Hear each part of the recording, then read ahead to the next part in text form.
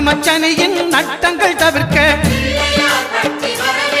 எங்கள் வலம்புரிநாதன் வலக்கை மேலே வாழ்ந்திட வைப்பதும் தாழ்ந்திட வைப்பதும் சனி பகவானின் செயல் அல்லவா. அந்த கணபதி கரத்தை கண்டவர் தமக்கு சனியின் பார்வை நலம் அல்லவா.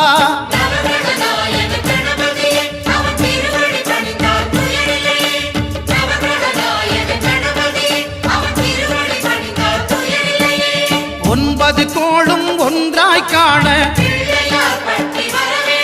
அங்கு கற்பகம் என்னும் கடவுளின் மெய்யில்